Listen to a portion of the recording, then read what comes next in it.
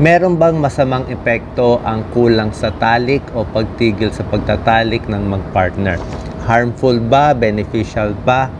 Alam naman natin, pag nagkakaedad yung tao, ay mas dumadalang ang pagtatalik. Meron nga pag-aaral, sa edad 20s, usually nagtatalik yung magpartner everyday. Pagdating ng mga 40 years old, mga once or twice a week. Yan ang turo ng mga urologist. Pag 50 to 60s na, baka once a week na lang. Pag 70s, baka once a month o wala na. Lalo na kung nagkakasakit na. So, magbibigay ako ano yung possible na bad points, ano possible din na good points, yung pag nagkukulang na sa pagtatalik.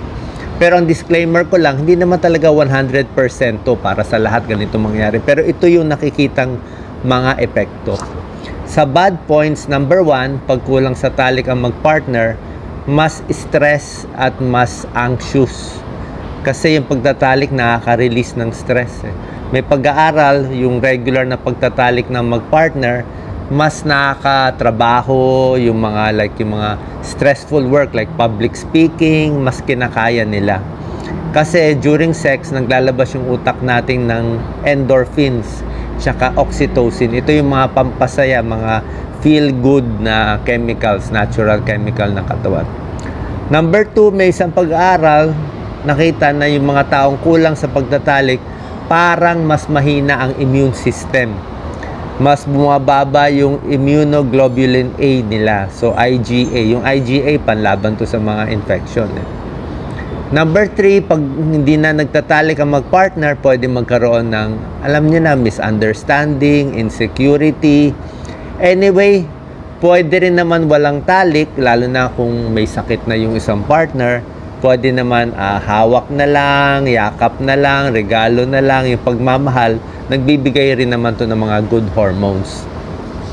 Pwede rin mag-connect yung magpartner kahit hindi sa pagtatalik. Number 4, isang possible bad effect sa mga babae na hindi na magtatalik, lalo na pag nakakaedad na yung babae at lalaki, 40, 50s and above. Sa babae, yung vaginal wall, pwedeng mag-atrophy, numinipis, more dryness, mas mabilis masugat kasi hindi nga nagagamit Kasi kung nagagamit nga yung private part ng babae sa mag-asawa, at least regular na may blood flow, may lubrication, at yun po, mas nagagamit siya. Kaya mas maganda mag-i-schedule ng mag-partner, at least ma-increase yung blood flow and vaginal moisture. Number 5, ito isang possible risk, no? Sa mga lalaki naman, may isang 2016 study published in European Urology. Nakita nila yung mga lalaking mas madalang na makipagtalik o mas madalang ma-release, mag-ejaculate, ay mas tumataas yung prostate cancer risk. Hindi pa naman 200% sure. Pero iniisip nila, baka meron ding mga harmful substance sa semilya, sa prostate, na pwede mag-form ng cancerous tumor in the future. Yung regular na paglalabas ng lalaki, mas nakakabawas dito para hindi punong-puno yung prostate. Okay? Number 6 din, ang bad effect din sa mga lalaki, pag hindi nagtatalik, lalong magkakaroon ng impotence. Kasi yung private part ng lalaki, muscle din So, mas hindi ginagamit, mas mahina. So, yan ang mga 6 points na possible bad effects kung hindi magtatalik ang magpartner. Mamaya sasagutin natin yung mga question po ninyo. Ano naman good points ng hindi nagtatalik? Okay? May a few good points. Number 1 is less UTI, less urinary tract infection. Madalas kasi magka-UTI babae o lalaki sa pagtatalik kasi yung bacteria nga pumapasok. Next, syempre, kung ang pagtatalik ay hindi sa partner mo, sa ibang partner ka naman makikipagtalik, tataas naman yung risk mo for sexually transmitted disease. So, less talik, less makaka-avoid ka sa mga STD, HIV, at iba pa. Ngayon, merong mga nagtatanong, paano yung, paano man natin sabihin nito, masturbation? Masama ba? Mabuti ba? Actually, base dito sabi to ng mga experts, wala namang masama doon. At least nare-release yung mga meron ding feel-good hormones. Pero sa lahat ng bagay, hindi rin, meron din nagiging addict doon sa masturbation, hindi rin maganda. Mas maganda pa rin, syempre, meron kang asawa, may partner ka, at meron din kasing psychological bad effect kung laging yun na lang ang ginagawa ng lalaki at babae. I'm sure naintindihan nyo to.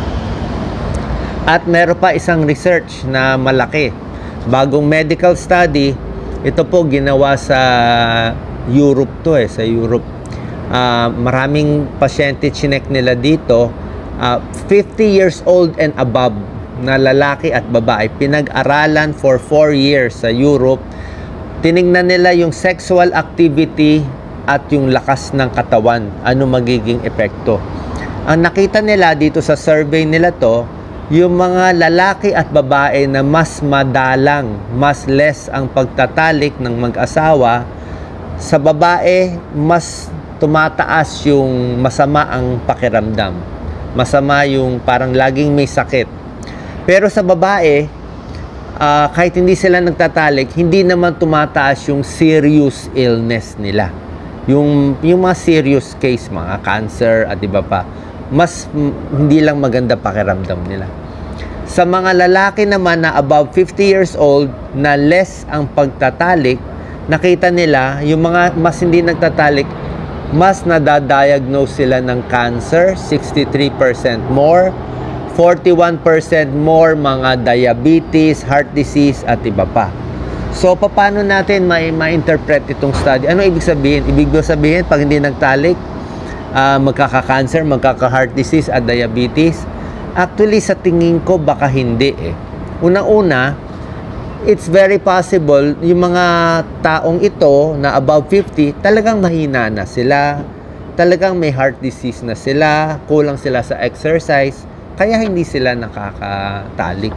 Diba? Kasi mahina na nga, may sakit na nga, may cancer na nga So, meron na silang risk factors. Baka smoker sila, impotent na kaya hindi na kaya. Yung mga mas madalas magtalik, siguro mas healthy sila, mas malakas sila, kaya mas hindi sila nakakasakit. So, we take this with a grain of salt. Hindi tayo ganito ka-sure. Although, finally, ano bang benefits ng pagtatalik sa may partner? Yun na nga, ang pagtatalik, nagre-release ng endorphins, mga good hormones to. Ito yung happy hormones. Tapos pag marami kang endorphin sa katawan, possible din naman na magiging quote-unquote natural killer cells to ng cancer cells. So pag marami kang endorphin, may possible link na less cancer, less infection, tsaka sex din is a form of exercise. Pero lahat ng pinapayo ko ito, final payo is para sa may partner. Kung wala naman kayong partner, di ba? Kung walang partner, hindi naman dapat maghanap ng partner dahil lang dito. Pag walang partner, di gawin na lang sa ibang paraan. Pwede naman mag-exercise, maging masaya sa mga other friends, relationships ninyo. Ito lang po ay para sa may partner. So sana po naintindihan nyo to. So para sa mga lalaki at babae, especially 40, 50 and above, na may problema sa pagtatalik, yung lalaki, mag-consult kayo sa urologist. Ang mga babae, mag-regular check-up kayo sa OB/GYN para kahit papano, kahit may edad, importante din naman yung sex, meron din naman mga benefits. Basta alam lang natin yung mga benefits at mga risks. Sana po na gustuhan nyo itong topic. I think this is very important sa mga may edad. So, papacheck tayo sa urologist kung may problema sa impotence, sa menopause, yan na nagiging problem. Kaya nagiging mas madalang ang pagtatalik ng mga mag-partner. Salamat po.